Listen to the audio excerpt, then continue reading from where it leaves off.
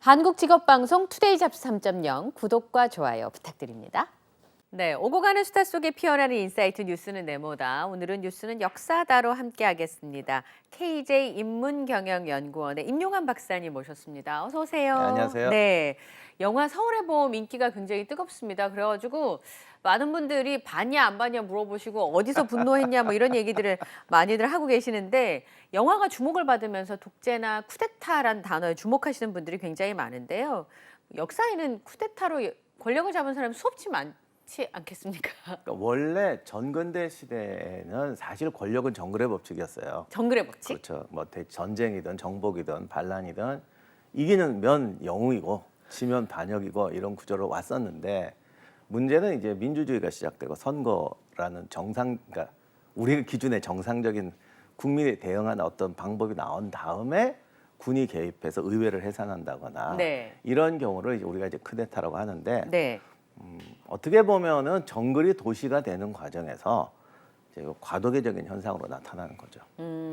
그러면 예전에는 그냥 염치불구하고 명분 없이 그냥 본능에 따라서 하다가 옛날에도 그건 다 나쁘다고는 했지만 예. 사실상 일종의 정글의 법칙이 통했던 거예요. 예. 왜냐하면 그때는 국민이 권력 주체는 아니니까 네. 국민을 위하지만 그거는 이제 우리가 알아서 권력자들끼리는 파워 게임으로 간다는 건 그냥 암묵된 적인 어떤 정의였는데 네.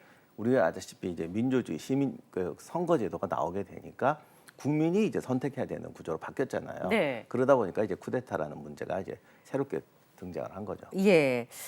그 박사님이 보시는 쿠데타를 보는 시간 그냥 자연스러운 것이다라고 보시는 거죠? 뭐 인간의 좋은 본- 건 좋은 것은 아니지만. 좋은 건 절대 아니지만 그건 개인의 문제라기보다는 네. 개인의 문제 플러스 사회가 그거를 받아줄 수 있느냐, 그걸 예방할 수 있느냐 네. 그런 차원이라고 봐요. 어떻게 보면 되게 어려운 문제일 수도 있겠다 싶은 생각이 들어요. 사회 차원에서 그거를 받아들이느냐 아니면 그걸 막아줄 수 그거를 있느냐. 막아줄 수 있느냐. 예. 자, 뉴스의 역사다 오늘 본격적으로 이야기를 해볼 텐데요. 한국 영화는 지금 서울의 봄이 진짜 잘 나갑니다. 이거 황정민 씨 기사가 막 수도 없이 쏟아지는 거 볼 수가 있는데요. 네, 외화는 나폴레옹이 인기라고 하는데 사실은 뭐 이를만 한 번씩 뭐 영화나 책으로 혹은 그 시대를 배경으로 주인공은 나폴레옹이 아니더라도 등장하는 경우가 종종 있는 프랑스 사람, 짧고 치열했던 나폴레옹의 삶에 대한 이야기를 해보겠습니다. 우선 나폴레옹 하면 저는 키가 작다 뭐 이거랑 내 사전엔 불가능한 일은 없다 뭐 이런. 예. 조금 전에 가짜 뉴스 얘기하시던데 이거 가짜 뉴스예요. 에? 어디가 가짜 뉴스인데요? 나폴레옹 키가 167 정도라고 하는데 많이 작진 않네요. 그 시대에는 평균 키가 164, 한국은 159에서 160이 안 됐어요. 작은 사람이 아니었군요. 그러니까 보통 사람보다는 큰 키였어요. 그러니까 평균 이상은 되는 거네요. 그렇죠. 그런데 이제 나폴레옹이 어릴 때 고생을 좀 했다. 그러니까 사람들은 그런 거 좋아해. 고난 속에 일어나는 거. 그렇죠. 그러다 보니까 이제 고난 얘기가 자꾸 과장되는 거예요. 학생 때도 뭐 과하게 이제 학교에서 엄청 왕따 당하고 뭐 이런 식으로 이제 과하게 이제 얘기가 만들어지다 보니 네. 어떡하지 키까지 가버렸네. 근데 그거는 또 이제 영국이나 다른 쪽에서 그때도 그런 게 많습니다. 그러니까 막 인신공격, 이미지. 신사의 나라에서. 신사는 자기들끼리 신사고 전쟁의 신사가 어디 있어요. 그리고 그때도 마찬가지지만 아직 의회 제도가 만들어지고 하지만 나중에 황제도 되고 그러니까 네. 잘 지금도 마찬가지지만 정치인 이미지가 중요하잖아요. 그럼요. 그러다 보니까 이제 나폴레옹이 이제 또 안 좋은 얘기들이 여러 나라에서 이제 적도 많았으니까 막 퍼지는 거죠. 막 안 씻는다, 키 작다, 뭐 등등. 안 씻는다요. 근데 박사님. 그 당시 프랑스 사람 다 안 씻었는데. 상대 정치의 적을 말하자면 깎아내리기 위해서 네. 안 씻는다 뭐 그런 소문을 내기도 했군요. 그거는 뭐 모든 피해가는 사람이 없습니다. 역사에 숨어있는 디테일 진짜 그리고 안 나의 씻는다. 사전에 불가능은 없다도 본인이 한 말 아니고요. 그렇다면서요. 네. 그거 어떻게 되는 거예요, 박사님? 그러니까 그 언론에서 만들어낸 말도 있고 네. 이래저래 하다가 이제 나중에 유명한 사람은 안 한 말이 많아요. 뭐 마리 앙뚜아네트가 네. 뭐 빵이 없으면 과자를 먹으면 되지 그런 말 다 안 했어요 본인들이. 네. 다 지어내거나 나중에 붙거나 억울한 게 많습니다. 오래 그럼- 살아야 돼. 소송을 걸어. 나폴레옹이 이 시대에 오면 나는 그런 말 한 적이 없는데 이게 라고 나폴레옹뿐 하겠네요. 아니고 소송할 분 굉장히 많습니다. 그렇군요. 예. 자, 그러면 나폴레옹에 대한 이런 단편적인 얘기들 말고 좀 본격적으로 얘기를 해보겠습니다. 프랑스 황제였잖아요, 나폴레옹이. 네. 그 프랑스 출신이 아닙니까, 박사님? 어떤 의미로는 프랑스 원래 코르시카 출신이고 네. 집안은 이탈리아 계열인데 태어나기 1년 전에 제노바령에서 프랑스령으로 바뀌었어요. 그러니까 또 어떻게 보면 프랑스 출신인 것도 맞죠. 예. 네. 뭐 그 당시에 그러면 그 코르시카 섬이 그 영이 바뀌었다는 거는 그러니까 제노바 소속이었. 제노바가 코르시카를 지배하다가 네. 프랑스로 넘겨버렸습니다. 아. 그러니까 프랑스령에서 태어난 건 맞아요. 근데 그 지역은 이렇게 영이 이렇게 바뀐다는 건 거기 살고 있는 주민들이 되게 힘들었겠는데요. 뭐 유럽은 이제 그런 일들이 많아서 물론 지금도 싸우고 네. 좋아하지는 않습니다만 그런 일들이 꽤 많긴 합니다. 그랬군요. 나폴레옹이 등장할 무렵에 프랑스의 경우에는 시민혁명으로 대혼란 시기였는데 학교 다닐 때는 이게 민주정으로 가는 굉장히 좋은 변화인 걸로 배우잖아요. 근데 그 당시를 살았던 민초들은 사는 게 너무 힘들었을 것 같기도 하고요. 역사라는 게 항상 큰 방향에서 보면 옳아요. 네. 우리도 그렇지만 큰 방향에서 보면 청동기 시대와 지금을 비교하면 지금은 엄청나게 발전했죠. 네. 근데 그 발전하는 과정에서 특히 급격한 변화가 날 때는 이제 여러 가지 일이 생기는데 프랑스 대혁명이라는 건 거의 인류 역사의 절반이죠. 우리가 흔히 말하는 전근대 사회에서 근대 사회로 네. 시민이 주체가 되는 사회로 오는 과정이다 보니까 혁명은 성공했는데 네. 그 혁명 이후의 세계를 어떻게 만들 거냐를 두고 이제 갑자기 거대한 체제가 무너지니까 이제 그렇죠.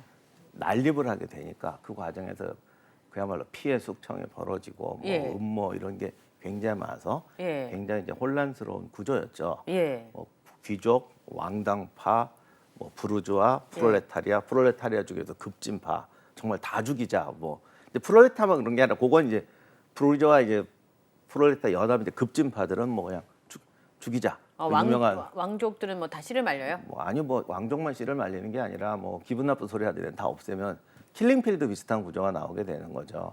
그래서 이제 공포정치 시대도 나오고 예. 그리고 이제 또 하나는 주변국들이 쳐들어오게 돼요.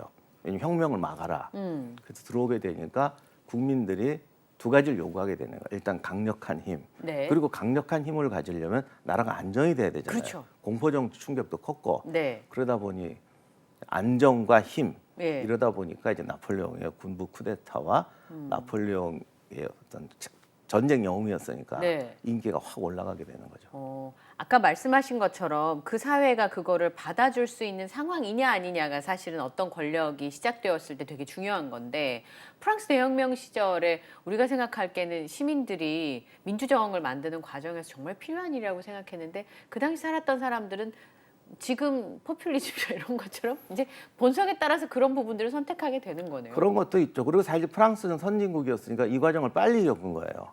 그러니까 짧은 시간에 남들이 네. 500년 갈수록 300년 걸릴 과정을 빨리 겪은 거죠. 우리도 사실 그런 게 있고. 우리도 굉장히 빨리 근데 지금 전 세계를 보면 지금도 쿠데타 나고 뭐 내전 예. 나는 나라들 굉장히 많은데 많잖아요. 그런 나라들도 어떻게 보면 성장 과정에서 긴 과정을 이제 겪고 있는 겁니다. 그런 게 빨리 하는 나라도 있고 예. 오래 가는 나라도 있고 구조가 안 좋아서 피바람이 더 심하게 나는 나라도 있고 답이 없어 보이는 나라도 있고 그렇죠. 예. 일부 국가들은 계속 그러니까 쿠데타와 정권을 잡는 사람들이 계속 정권이 바뀌면서 거기 살고 있는 국민들이 너무나 고통스러운 상황을 겪는 게 지금도 많이 보잖아요. 네, 그래도 우리나라는 우리도 그런 걸 겪었지만 그렇죠. 그때 우리나라 군대는 그래도 징병제 군대였어요. 네. 지금 아프리카에서 벌어지는 내전 중에 상당수 이렇게 보면은 국가를 만들어 보지 못했던 나라에 국가가 생긴 거예요. 부족들끼리. 예. 그러니까 한번 이쪽 부족 사람이 집권을 해보고? 하게 되면 군대도 그쪽 부족으로 꽉 차게 돼요. 그러다가 옆에 나라가 쳐들어왔어요. 네. 그러면 다른 부족의 힘을 좀 얻어야 되잖아요. 그렇죠. 그러면 그쪽 부대가 생기는 거예요. 그러면 1사단은 A 부족, B사단은 B 부족. 이러다가 또 끝나면 또 내전이 나고 내전이 나면 아예 한쪽을 다 몰살시켜버리는. 그러는 경우가 아프리카 내전들이 지금 문제가 그런 겁니다. 현재로는 그런 일이 현재에도 벌어지고 있는 국가들이 있죠. 있는 거잖아요. 예. 그러니까 프랑스를 쳐들어온 영국군을 물리치고 이탈리아 원정사령관을 나폴레옹이 맡게 되는데 알프스를 넘어서 이탈리아를 차지하고 오스트리아까지 이집트의 알렉산드리아까지 차지를 했잖아요. 네. 이 나폴레옹은 어떤 능력이 뛰어나서 이렇게까지 해낼 수 있는 거예요? 사실 나폴레옹이 개인의 능력만 한 건 아니고 네. 그 전부터 이제 부르주아들이 성장하고 시민사회가 만들어지니까 군의 이제 장교들은 귀족들은 놀고 네. 부르주아 장교들이 열심히 했어요. 굳은 일 힘든 일 하면서 세상이 항상 그렇더라고요. 얘들이 파티 갈 때 부르주아 장교들이 주로 많이 가는 게 포병, 예. 공병 이런 쪽이요. 근데 사실 대규모 군대를 동원하고 대회전을 하려면 공병, 포병이 중요하죠. 예. 그러다 보니까 새로운 전술 개념들이 많이 만들어졌습니다. 네. 그런데 이런 걸 이제 잘 시행들이 안 되고 있었는데 혁명이 이런 걸 시행할 수 있는 어떤 기회를 줬고, 왜냐하면 징병대도 생기고 군대도 대규모해지고, 이걸 이런 거를 조합해서 적용해서 할 수 있는 능력자가 나오게 되는데 네. 나폴레옹은 그런 능력자였죠. 그러니까 나폴레옹 전술은 나폴레옹이 창안한 건 아닌 게 많은데요. 그렇다고 해서 나폴레옹을 비난하면 폄훼할 필요는 없는 게 그걸 조합해서 현실에 쓰는 능력 또한 쉬운 게 아니에요. 굉장히 훌륭한 예, 그걸 거죠. 가장 먼저 했기 때문에 네. 창의적인 것도 있었어요. 예. 그래서 나폴레옹이 막 유럽의 영웅, 갑자기 어떤 군사 천재로 등극하게 됐고, 그를 싫어하는 사람들도 사실은 나폴레옹을 베끼고 배울 수밖에 없는 그런 구조가 된 거죠. 그 나폴레옹은 아까 코르시카 섬 출신이라고 말씀하셨잖아요. 그 국민들한테 어떤 과정으로 저렇게 인기를 많이 얻게 된 거예요? 이건 어쩔 수 없이 개인차가 있는데 네. 우리가 볼 때 천재라는 건 타고난 재능이 무슨 이상한 특별한 재능이 있는 그런 경우도 있지만 네. 실제로 대부분은 결국 빨리 배우고 빨리 실현하는 능력인 것 같아요. 네. 그러니까 본인도 처절한 실패를 한 적도 있는데 네. 사람들이 청년 때 실패하면은 실패 후유증에서 못 벗어나오잖아요. 예. 그런 사람이 너무 많잖아요. 많죠. 예, 근데 한 2달 만에 딴 사람이 되더라고요. 그러니까 굉장히 빨리 배우고 예. 본인도 그런 능력이 있었다는 거를 몰랐던 것 같아요. 나중에 이렇게 쓴 걸 보면 예를 들면 소대장 하다가 한 달 만에 뭐 중대장이 됐다. 전투 한 번 하고 대대장이 됐다. 그때 자기도 아는 거죠. 내가 남보다 굉장히 빨리 배우는구나. 어떤 사람은 중대장 10년을 해도 대장 못한 사람이 있어요. 네, 그럴 수 있죠. 근데 대대장이 돼서 남들보다 잘한단 말이에요. 그러니까 자꾸 그때부터 또 나폴레옹은 자신감을 가지고 도전을 하기 시작해요. 내가 책에서 봤던 위대한 인물들이 가졌던 자질이 나한테 있구나. 이걸 알게 되는. 근데 사실은 소년 때부터 좀 그런 경향이 있긴 했는데 항상 무참한 실패를 많이 했어요. 나폴레옹이요? 예, 소설도 써봤더니 뭐 야, 이걸 소설이라고 쓰냐. 아, 소설을 심판이야. 썼었어요? 소설도 쓰고 별거 다 해봤는데 예. 연설도 해보고 실패를 많이 겪었습니다. 사실은 짧게 겪었기 때문에 우리가 잘 모르는 거지. 유치하기도 하고 예. 뭐 막 그런데 그 과정이 빨리 넘어가는 거예요. 그래서 빠르게 20대 중반이 되면 벌써 남들이 보기엔 괴물 같은 사람이 되어 있는 거죠. 그리고 자기 영역을 계속 확장을 시킵니다. 그렇죠. 그러니까 타고난 아주 뛰어난 능력을 갖고 태어난 사람들도 있지만 나폴레옹은 배우고 학습하는 능력이 굉장히 훌륭한 사람이었고 요즘 말로 치면 회복 탄력성이 좋은 양반이네요. 제가 살아보면 이런 경우도 있어요. 능력 있고 재능 있는 사람이에요. 네. 그런데도 자기가 어느 정도 성공을 하면 새로운 거 하는 걸 싫어하는 분들이 계세요. 왜 그러냐고 물어보면 2가지가 싫대요. 일단 새로 하는 게 힘들고 그렇죠. 하다가 나 이건 내 재능이 안 맞네, 내가 못하네 이런 걸 겪고 싶지 않다는 거예요. 내가 성공해서 지금 만족도 100인데 네. 왜 괜히 성공 이런 걸 해서 만족도를 깎아먹느냐는 거죠. 그래서 안 하는 분들 진짜 많습니다. 근데 나폴레옹은 뭔가를 보면 바로 뛰어들어요. 본인은 학자는 아니었거든요. 예. 그런 쪽은 되게 이거 내 영역이 아니야 그랬는데 이집트 원정 갈 때 정치적인 이유, 선전적인 이유로 이집트 이제 문화유산을 이런 거 발굴하고 뭐 이렇게 한다라는 거 많이 했죠 본인이. 네. 그런데 그거를 그냥 정치적 쇼를 하니까 알아서 해라. 내가 이제 선전만 할게. 이런 식으로 한 게 아니라 배 타고 가면서 내내 학자들하고 토론을 했어요. 어머. 그렇게 공부하다가 학문의 세계를 어떻게 보면 학자들이 이게 문제고 내가 학자들한테 없는 이런 게 있구나라는 부분까지도 이제 빨리 발견했던 것 같습니다. 그런 능력, 도전 정신은 탁월했어요. 실행력이 굉장히 좋았던 사람인 것 같은데 그 과정을 이제 정치에서 전쟁 영웅에서 이제 추앙받는 프랑스 국민의 영웅 그 자체였다 그러는데 나폴레옹이 이제 쿠데타를 일으켜서 집권을 하게 된 거죠. 브리메리의 18일의 쿠데타 저 이거 처음 듣는 거라서요, 박사님. 예. 이게 1799년 11월 9일인데 네. 혁명을 했을 때 프랑스 혁명이 처음 탄생했을 때 이제 세상의 모든 걸 다 바꾸자. 네. 그래서 달력도 바꿔버립니다. 그러니까 기존에 게 다 싫은 거예요. 신분제도 해체하고 하다 보니까 이건 완전히 모든 게 구세돼요. 옷 입는 거, 뭐 건축 모든 게 어떻게 보면은 신분제 사회 만들어진 거잖아요. 예, 그렇죠. 우리는 지금 뭐 예를 들면 그리스에 가서 뭐 파르테논 신전을 본다 그러면 예쁘네 이러지만 이 당시 사람들은 저거 사제들 가진 자들이 있던 건물이야 이런 이제 감정이 올라오는 거라서 달력도 바꿔버렸어요. 오. 그래서 뭐 어려워 테르미도로 뭐 브리메르 막 그러던데 아. 브리메르는 안개달이란 뜻이에요. 안개다리. 예. 그래서 브리메르 18일이 그냥 쉽게 말하면 11월 9일이에요. 11월 9일. 이거 어렵습니다. 이거 아주 네. 이상하게 바꿔놔가지고. 그러니까 달력이 바뀌어서 브리메르의 18일의 쿠데타라는 말이 있었던 거군요. 네. 예. 근데 이전에 공포 정치 하다가 이제 공포 정치가 뒤집어지니까 테르미도르의 반동이라고 이제 다시 복고적인 그렇다고 옛날로 간 건 아닌데 이제 네. 다시 좀 이렇게 뭐랄까 좀 복고적인 정책을 펴게 되는데 네. 그러다 보니까 왕당파부터 별별 사람이 다 들어왔어요. 근데 이때는 항상 이 밑에 쪽 사람이 집권을 하면 좀 험하고 예. 위에 쪽 사람들이 집권을 하면 좀 말이 많고 느려요. 아. 그러다 보니까 이게 또 안 돌아가는 거예요. 무능하고. 그러니 또 그중에 이제 몇몇이 위기감을 느끼는 거죠. 그리고 테르미도르의 반동은 또 다 무슨 귀족이나 이런 사람만 들어간 건 아니에요. 네. 하여간 다 섞여 있는데 그러다 보니까 누가 이제 안 되겠다 이거 그냥 쿠데타에서 다시 독재 권력으로 가야 이제 효율성이 생기는 항상 독재에 놀린 효율성이잖아요. 그렇죠.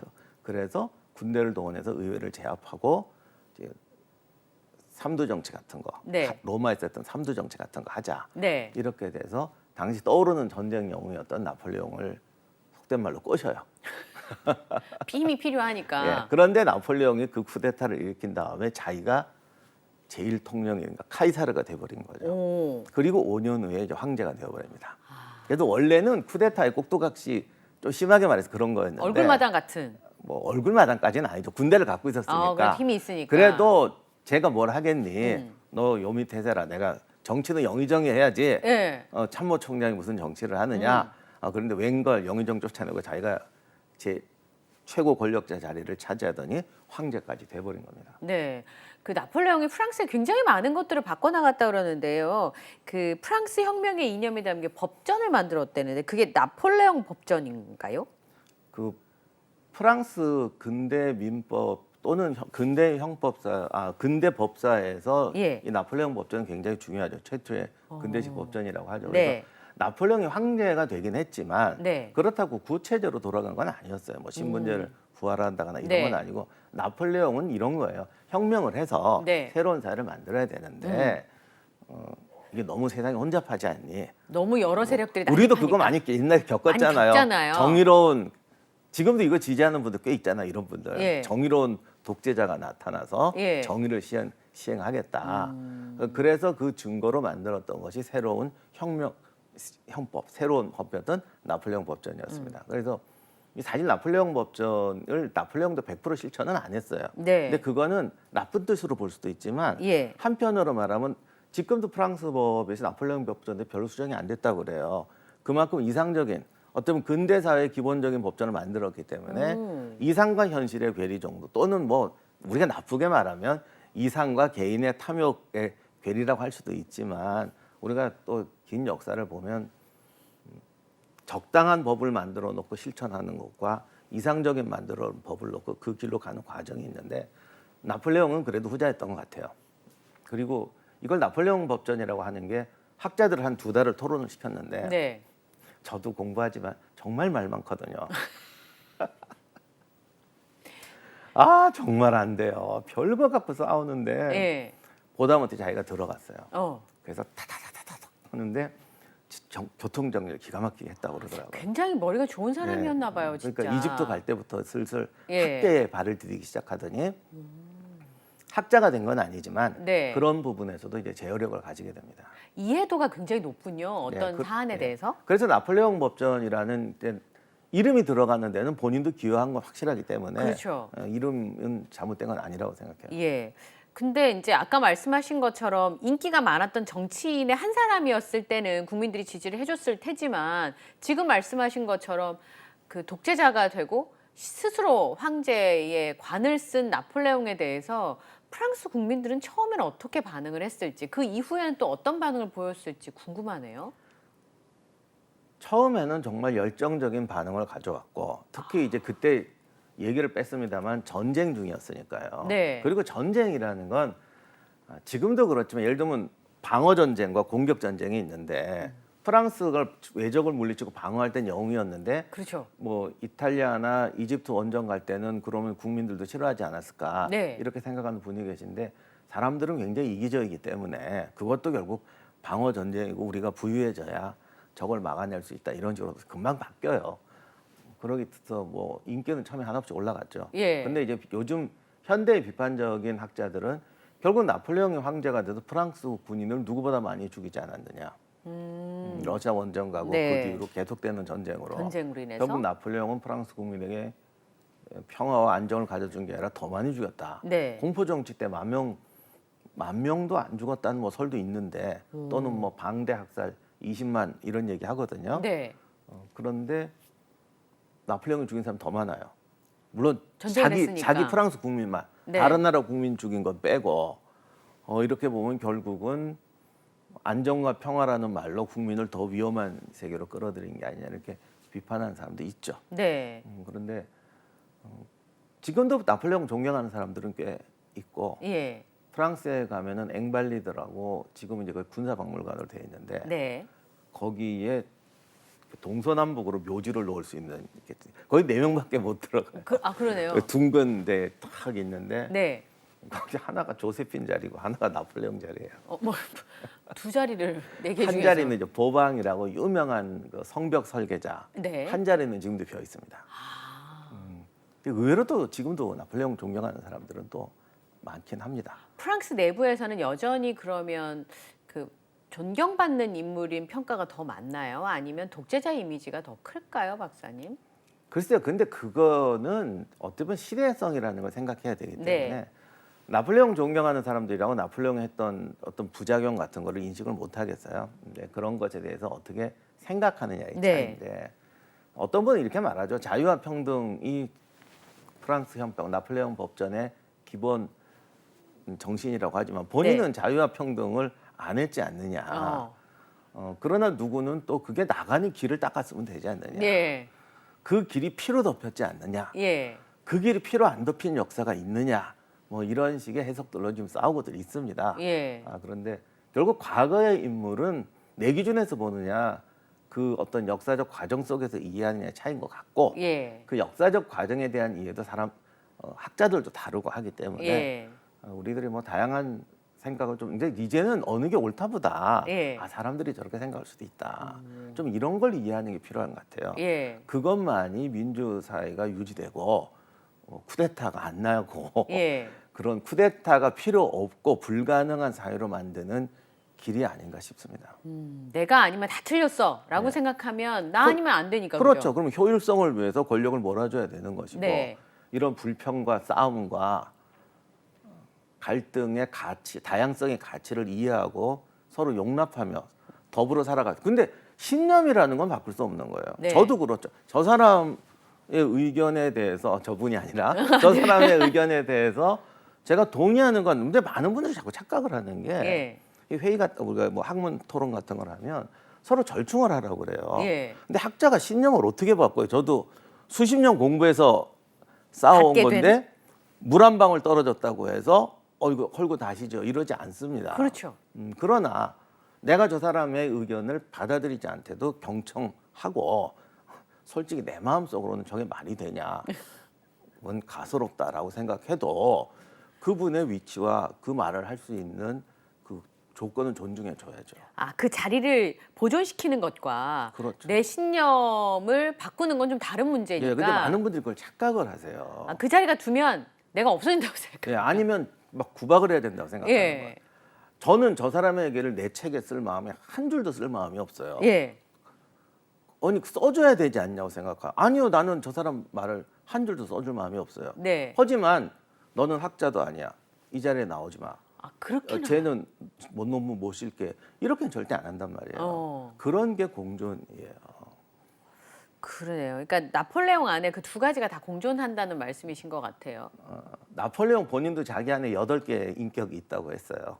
뭐 다중인격자라는 뜻이 아니고 리더가 되다 보니까 여기서는 이렇게 행동. 왜냐하면 독재자지만 일방적으로 내 생각을 강요하는 게 아니라 왕처럼. 이 독재자라는 건 사회가 터져 나온 여러 사회 계층, 이미 죽고 죽이고도 있는 이 여러 계층들을 위로하고 네. 그들을 뭐 나쁜 말로는 속인다고 할까요? 어쨌든 네. 그들을 위한 정책을 펴야 되잖아요. 그러니까 나폴레옹은 자기 안에 8개의 인간이 있다. 어떨 때는 다정한 사람, 네. 어떨 때는 감성적인 사람, 어떨 때는 냉정한 사람이 되어야 된다. 네. 뭐 그건 어떻게 보면 또 맞는 말입니다. 어. 우리가 자꾸 착각하는 게 예를 들면 어떤 장군이 수필을 보면서 막 울었어요. 예. 소녀 같은 라이트 노벨을 보면서 막 울었어요. 야, 제가 전쟁하겠니? 사람들이 생각하는 거예요. 근데 전쟁할 때는 굉장히 냉정하고 냉혹해요. 네. 그럼 이제 막 갈등이 일어요. 아니 저런 사람은 왜 이런 거 보고 울지? 아니 그게 정상인 거예요. 그러니까 리더가 되면 여기서는 우는 감성이 있어야 돼. 그게 없으면 냉혈한이 되죠. 그런데 울지 말아야 될 때는 냉정해야 되는 거죠. 네. 근데 많은 사람들은 한 가지만 생각하는 거예요. 아, 소설을 보고 운다. 예. 아유, 저 소녀 감성. 전쟁 나가면 우리를 다 죽이겠구나. 아, 저 냉혹한 인간. 포로는 다 학살하겠구나. 이렇게 생각하니까 예. 이해가 안 가는 거예요. 그러니까 나폴레옹이 그런 게 많습니다. 전쟁에서는 갑자기 포로 다 죽여. 예. 그리고 갑자기 또 야전병원에 같았던 적군도 다 치료해줘. 와, 그럼 사람들은 이건 위선이냐라고 생각하는데 사실 이건 위선의 차원을 넘어서는 거예요. 예. 본인이 여기선 이게 가장 적절하다. 예. 여기선 이게 가장 적절하다를 하는 거죠. 근데 이거를 사실 해내기가 쉽진 않죠. 그렇죠. 예. 그 다면적이고 아주 다층적이었던 나폴레옹의 삶을 우린 되게 단편적으로만 알고 있었다는 생각이 오늘 박사님과 이야기를 나누면서 드는데요. 사실 나폴레옹이 러시아 정벌관 이야기가 정말 많은 얘기거리를 낳고 있잖아요. 라이프치 전투에 대한 이야기 좀 듣고 이 싶습니다. 라이프치히 전투는 사실 굉장히 큰 중요한 정말 큰 전투였어요. 워털루 전투보다 더 크고 네. 동원된 병력이 뭐 60만 명이었다고 할 정도로 사실 나폴레옹 편과 이 반 나폴레옹 세력이 다 만나서 싸웠던 거대한 전쟁이었고 네. 날짜도 한 번에 걸친 게 아니고 거의 일주 열흘 이상 계속 연속된 전투들이에요. 여기저기서 굉장히 큰 규모의 전투인데 이때 나폴레옹이 몰락해서 끝났으면 네. 굉장히 유명할 텐데 나중에 엘바섬에서 탈출하고 또 한 번 더 하기 더 때문에 왔잖아요. 예. 워털루만 유명하고 예. 라이프 전투, 리치 전투는 웬만한 분 아니면 잘 몰라요. 예. 근데 이 전투는 간단히 말하면은 예. 나폴레옹이 러시아 원정의 타격이 너무 컸고요. 네. 또 하나는 이때쯤 되면은 이제 배워요. 다른 나라 장군들이 나폴레옹의 전술을 배우고 약점도 알게 됩니다. 그러니까 이게 이제 빨리 성장하는 사회잖아요. 예. 그러니까 옛날에 알렉산더나 카이사르 같은 경우는 죽을 때까지 남이 못 배웠는데 세상이 변하니까 네. 남들도 빨리 배우더라고요. 그렇겠죠. 본인도 빨리 성장했지만 남들도 빨리 배운다. 그래서 제가 자세한 얘기는 못 드리겠지만 나폴레옹의 약점이 여러 가지가 이제 잡히게 되고 예. 본인도 병사 장군들 손실이 많았고 그리고 이게 전쟁을 하다 오래 하면 유능하고 충성스러운 장군이 먼저 죽고 비겁하고 무능한 사람들이 오래 살게 됩니다. 그러다 보면 주변에 점점점 이제 그런 사람들이 많아지게 되는 거죠. 왜 집권도 오래 하면 충실하고 공정한 사람보다는 아부자란 사람이 남는다고 그러잖아요. 아, 그 정치적으로도 그랬어요. 네. 군대뿐만이 아니라 정치적으로도 나폴레옹도 만년에는 좀 그런 데 빠지게 되고 예. 본인이 내가 위대한 사람이라고 너무 흥분하다 보니까 지적질하는 애들을 싫어하게 돼요. 아, 그 싫겠죠, 네, 그죠? 젊었을 때는 똑똑한 애를 좋아했는데 네. 나이 드니까 무능한 옆에서 멍청한 소리 하는 애를 좋아하더라고요. 그러면 탁 쏘면서 자기가 네. 멋있는 말 한마디 하고 예. 그리고 적어라 이렇게 네. 하는데 옆에 애가 멋있는 말을 먼저 해버리면 화나는 거죠. 아, 예. 그러면 이제 이번에 말씀하신 것처럼 나폴레옹이 이제 퇴위를 선언하게 되고 투항을 하게 되는데요. 엘바섬에서 유배 생활을 하다가 탈출을 하잖아요. 이게 어떻게 탈출이 가능했을까요? 결국 나폴레옹이 집권했던 것도 그렇지만 갑작스러운 이런 어떤 사회 변화, 네. 왕조 신분제적 질서로 조여져 있던 사회 불만들은 많죠. 이걸 해체했을 때 갑자기 이제 얻어진 자유를 잘 관리할 수가 없었어요. 혼란스러웠겠죠. 그러니까 나폴레옹이 이제 그 틈에 황제가 되고 또 전쟁에 실패하면서 실각은 했지만 네. 나폴레옹이 알았던 거죠. 결국은 아직은 이런 집권적 체제가 아니면 버텨내지 못할 것이다. 아니나 다를까 나폴레옹 이후에 혼란이 벌어지니까 예. 때가 됐다 가자. 그러고 그냥 나와버려. 탈출도 아니고 그냥 걸어 나옵니다. 아, 막는 사람도 없었어요. 뭐 없었고 오니까 뭐 도시들이 문 열고 환영하는 거죠. 기분 나빠서 쫓아냈는데 알고 보니 구관이 명관이다. 왜냐하면 아직 이 사회의 질서를 유지할 만한 그런 사회적 역량이 안 되는 거예요. 네. 그러다 보니까 어떤 독재라든가 이런 경우가 생기는 게 대부분 그렇지 않습니까? 예. 우리도 지금도 그런 분들 많이 계세요. 무슨 강력한 독재를 해야 부정부패가 없어진다. 이거 틀린 말인데 네. 왜 이렇게 생각을 하냐면 예. 어떤 사회가 건강하게 유지될 수 있을 만한 어떤 역량이나 관습이나 문화가 만들어지기 전에는 민주주의 사회라고 지금 세계 많은 나라에 그렇지만 민주화되면 이제 부정부패 같은 게 막 보이잖아요. 네. 그러면 그런 걸 빌미로 이제 강력한 독재가 나와서 때려잡는다 이렇게 되는데 예. 그 시절에는 아직 사람들의 어떤 역량, 교육, 문화 이런 거를 통해서 부정부패를 억제한다는 생각을 할 수가 없는 거예요. 보지를 못했으니까. 아, 그러네요. 네. 그러니까 우리가 한번 생각해 보세요.